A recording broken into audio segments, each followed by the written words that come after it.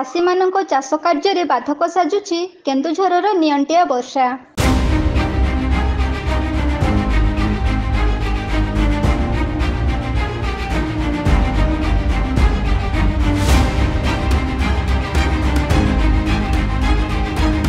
ବର୍ଷାର ପ୍ରଭାବ କେନ୍ଦୁଝରରେ ରହିଛି, କିନ୍ତୁ ଚାଷ କାର୍ଯ୍ୟର ବର୍ଷା ଏପର୍ଯ୍ୟନ୍ତ କେନ୍ଦୁଝର ଜିଲ୍ଲା ପାଟଣା ବ୍ଲକ ଅଞ୍ଚଳରେ ଦେଖିବାକୁ ମିଳୁନାହିଁ। ଏହି ସମୟରେ ବର୍ଷାରେ ବିଲ ଖମାର ପାଣି ଭର୍ତ୍ତି ହୋଇ ଏ ବିଲରୁ ସେ ବିଲକୁ ପାଣି ବହି ଚାଲୁଥିଲା। ଏବେ କିନ୍ତୁ ସେ ପରିସ୍ଥିତି ଦେଖିବାକୁ ମିଳୁନାହିଁ। କିଛି କିଛି ବିଲରେ ଅଳ୍ପ କିଛି ପାଣି ଜମି ରହିଥିବା ବେଳେ କିଛି କିଛି ବିଲ ଶୁଖିଲା ପଡ଼ିଛି।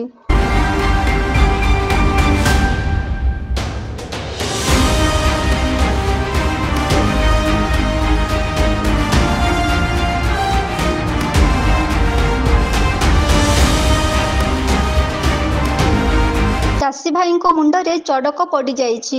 ଏପର୍ଯ୍ୟନ୍ତ ଚାଷ ଉପଯୋଗୀ ବର୍ଷାଟିଏ ନ ପାଇ ଚାଷୀ କୂଳ ହତାଶ ହେଲେଣି। କେବେ ଆସିବ ମୌସୁମୀର ମୂଷଳଧାରାର ବର୍ଷା? ଝରଝର ବର୍ଷାରେ କେବେ ଝରଣା ଫିଟିବ ବିଲ ଖମାରରେ? ଏମିତି ଅପେକ୍ଷା କରି କରି ଚାଷ କାର୍ଯ୍ୟର ସମୟ ଚାଲିଯିବନି ତ?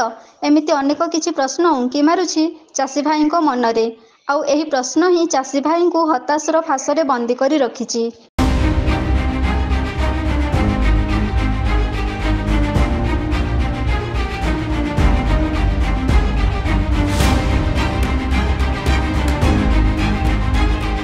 ଚାଷ ତରତର ବଣିଜ ମଠ, କିନ୍ତୁ ଚାଷ କାର୍ଯ୍ୟରେ ମଠ କରିବା ସାମ୍ନାକୁ ଆସିଥିବା ପରିସ୍ଥିତି କେଉଁ ମୋଡ଼ ନେବ ତାହା ଜଣାପଡ଼ୁନାହିଁ।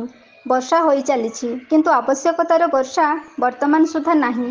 ତରତର ହୋଇ ଚାଷ କାର୍ଯ୍ୟ କରିବା ଅପେକ୍ଷାରେ ରହିଥିବା ଚାଷୀ ଭାଇଙ୍କ ଚାଷ କାର୍ଯ୍ୟ ବାଧାପ୍ରାପ୍ତ ହେଉଛି କେନ୍ଦୁଝରର ନିଅଣ୍ଟିଆ ବର୍ଷା।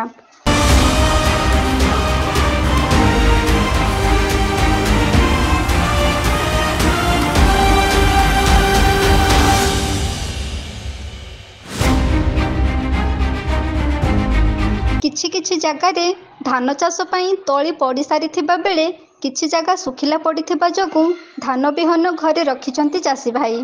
ବର୍ଷାର ଅଭାବରେ ଧାନ ତଳି ଦେବା ପାଇଁ ପଛଘୁଞ୍ଚା ଦେଉଛନ୍ତି ଚାଷୀ ଭାଇ। ମୌସୁମୀର ଆଗମନକୁ ଅପେକ୍ଷା କରି ରହିଥିବା ବେଳେ ସେମିତି ଚାଷ ଉପଯୋଗୀ ମୌସୁମୀ ଏପର୍ଯ୍ୟନ୍ତ ଆସି ନଥିବା ଯୋଗୁଁ ଚିନ୍ତାରେ ଚାଷୀ କୂଳ।